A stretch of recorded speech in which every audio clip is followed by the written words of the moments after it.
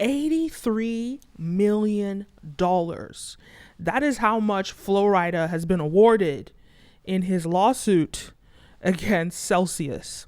Now, if you've been living under a rock, this news has been floating around everywhere yesterday. Well, it's technically today, but you're watching this video on Friday.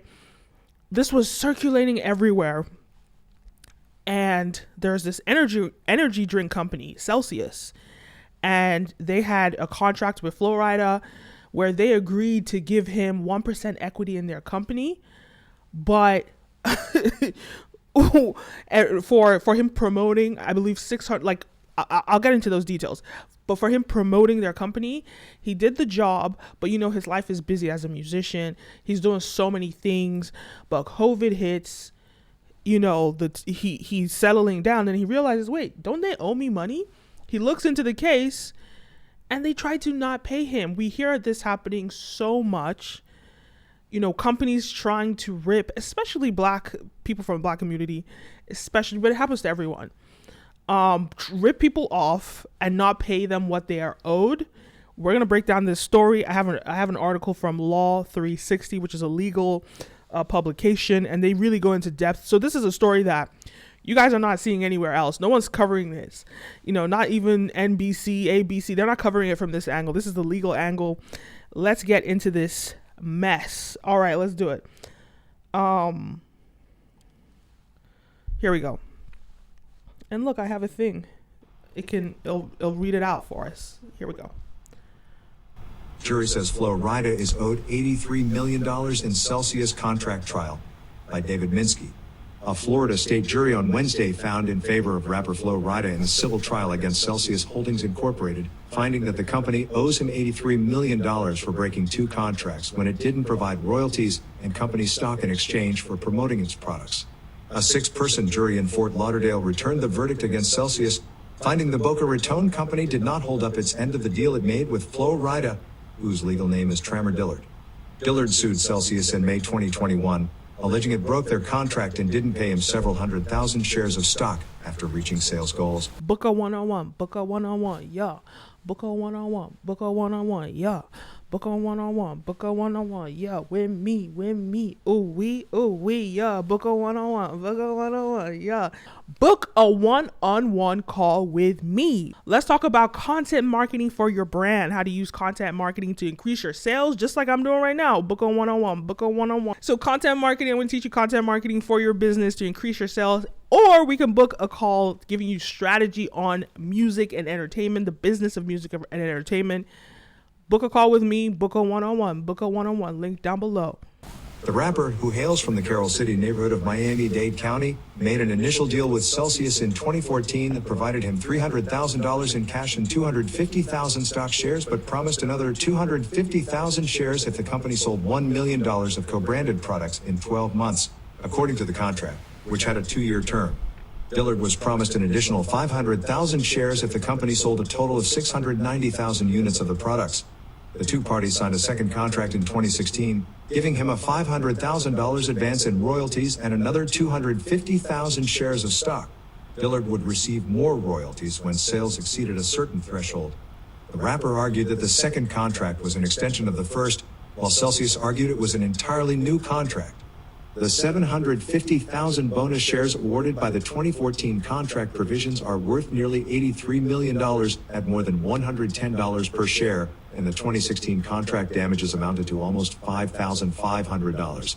John Uestel of Kelly Uestel plc, representing Dillard, argued in closing statements on Tuesday that unit sales also included single-serve packets or sticks of powdered drink mix. One of the contract provisions was met when nearly 2 million sticks were sold, according to Uestel. Uestel added that Celsius had to abide by the plain meaning of the terms in the contract, which referred to the sticks as units. If the company documents say unit when they are talking about sticks, they can invent a new definition just for argument, Uestel said, adding that the boxes with multiple single-serving sticks are considered a display item. Jose Angel Casal of Holland and Knight LLP, representing Celsius, said contracts were broken and Dillard only came after Celsius when its stock began soaring in 2018, reaching $117 per share in 2022, and because his money flow was interrupted due to pandemic restrictions on shows at clubs. So that's just so funny to me, that comment, as though like, if you owe me money, it doesn't matter when I stop to come for my money. You owe me money. And it's one thing if it's like, oh, you owe a friend money, and it's like, it's not, there's no legal bounding contract. When there's a legal I could come in 10 years. Okay, some debts expire, but in this case, they had a contract. The debt did not expire. It's not even a debt. It's an agreement. It didn't expire, so I could come for my money whenever I want to come for my money. And if that's the case, so what? Yeah, So what? So what? They're trying to argue like he doesn't even need the money, and this company that is worth hundreds of millions of dollars, they need it. Like if I think he got 1%. I think $83 million is 1%. This is a rich company. They have, that's way over $1 billion. It's a rich company. Okay, let me keep going. Casal argued that Celsius' success was the result of signing distribution deals, including with Anheuser-Busch, and had nothing to do with Dillard's promotion.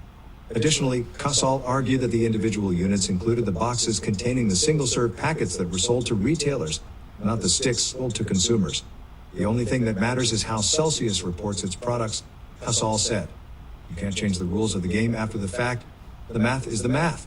Have you guys noticed that companies are the biggest scammers in the world? Like, it's always the biggest giants that are the biggest scammers. I think about, and this is just a little bit of a sidetrack, but I'm going to come back to my point. I think about Apple, right? With every other company, right? Well, not company, but like if I have an iPhone, I have an old iPhone, it's not useful to me anymore. I go on Amazon, I can sell it maybe, I don't know, depending on the year, I could sell it for a few $100s. Now, I could go back to Apple and I'll say, okay, can I sell this phone back to you? They're not going to give me cash. They're not going to give me cash for that phone. They'll give you a gift card so that you can they keep their money. And this is like, I guess it's great business advice for everyone. Hold on to as much of your money as possible and delay paying out as possible. This is like what they've done. It makes sense as a business, but it's a scam, right? So delay paying as much as possible, pay as little as you possibly can, hold on to money as much as possible. Because when you're a big business, you really don't know when times are going to be hard. Sure. But it's just so funny to me how like the biggest companies are the biggest scammers, and they try to scam him. And what makes me laugh is that they claim that, their popularity is not from him, it's from something else. But Flo Rida was promoting them in the prime of his career from 2014 to 2018. The prime of Flo Rida was everywhere. He's still like selling out, doing tours and stuff. He's still making money, even though we haven't heard a hit from him for a while. That's how popular he was. Like, he was mainstream. He had hits. And like, when you look at the company, do you really think a big giant like Flo Rida is going to be holding this fruity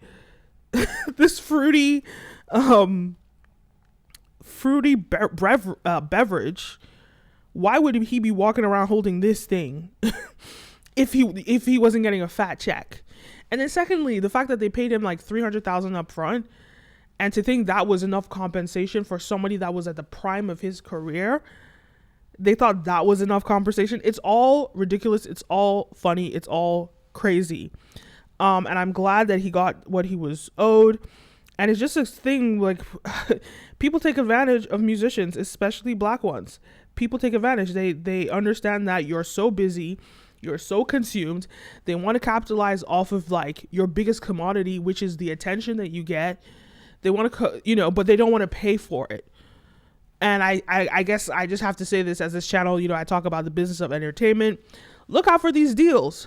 They're shady. But I guess if you're a company, hey, delay paying, keep as much of your money as possible, and give stocks instead. Not stocks, sorry, but give what do you call it? Coupons instead of giving people cash. Delay. It's a great strategy for business, but it's still scammy. It's still messed up, and I'm glad he got $83 million. Insane amount of money. insane amount of money. Anyway, let me know your thoughts. Leave a comment down below. Don't forget to like, follow, subscribe, all the above. I'm back in the new year. I haven't left. I've been working, but I haven't been able to post on this channel yet, but I'm here back posting, and let's keep it going. All right. See you next time. A peace. Book a one-on-one. Book a one-on-one. Yeah. Book a one-on-one. Book a one-on-one. Yeah. Book a one-on-one. Book a one-on-one. Yeah. With me. Ooh, we. Yeah. Book a one-on-one. Book a one-on-one. Yeah.